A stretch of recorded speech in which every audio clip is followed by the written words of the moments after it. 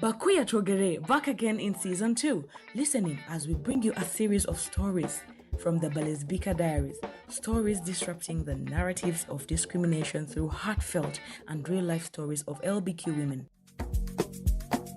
Dare to question? I lived with my auntie in Chihuahua after I lost my beloved sister, the only one I had. My uncle, who had proposed to my auntie where I stayed in their houses, was a wealthy man owning a company. He had recently been elected as a minister in a certain district.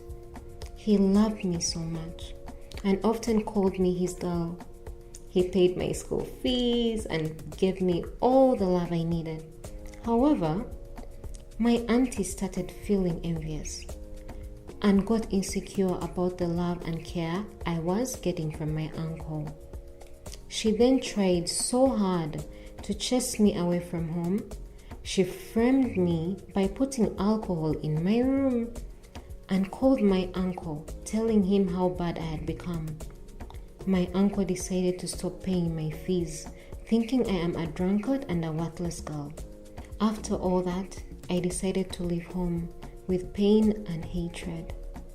In my mind, I vowed never to go back home.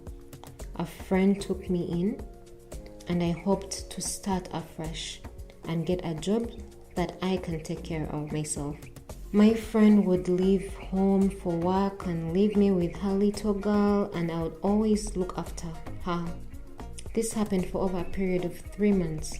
Later, I met this one guy from a bar where my friend and I used to hang out. He boldly asked to pay me to have sex with him. I was speechless. For some seconds, he said, "You want the money? Take the money. Just do it for just the money." All these alarming suggestions flooded my mind. Oh God, I dared to do it. I accepted because I needed the money. I had searched for job opportunities and never had any pull through.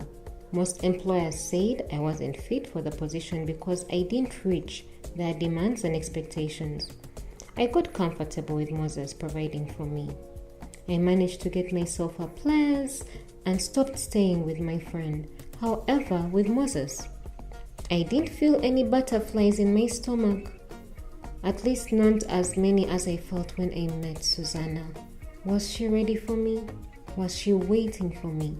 Well, I kept wondering why I felt this way about Susanna. Yet I loved how I felt. While with Moses, I failed to define what I had. I was only glad that he was providing. One day at Mama Naka's, a place we always meet and just talked, laughed, closely felt each other's bodies rub, I decided to let Susanna know of my intentions. She wasn't surprised. Instead, she asked if she would move in with me. I was exhilarated that it was all happening now. I couldn't hesitate or even think about it twice as time passed. I felt guilty. For what was I doing? I did not ever tell Susanna that I had Moses, whose sexual needs I was satisfying in return for my rent and food.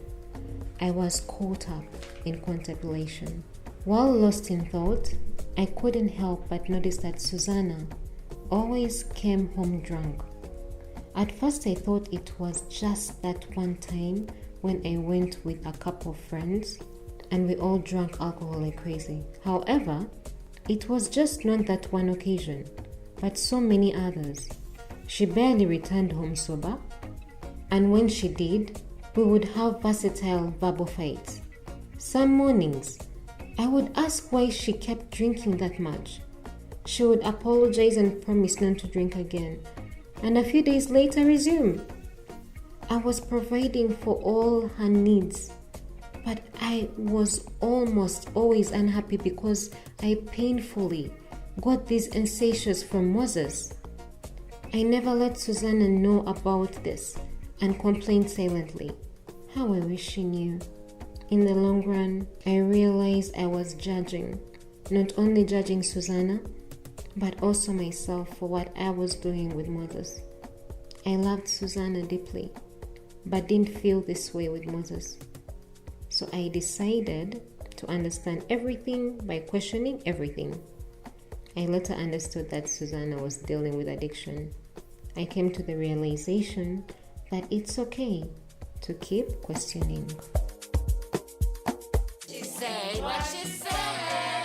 Catch us on our socials, Facebook, 𝐵 Diaries, YouTube, 𝐵𝒂𝒅. Remember to invite someone, tag someone, Subscribe, turn on the bell notification so you do not miss out on any episode.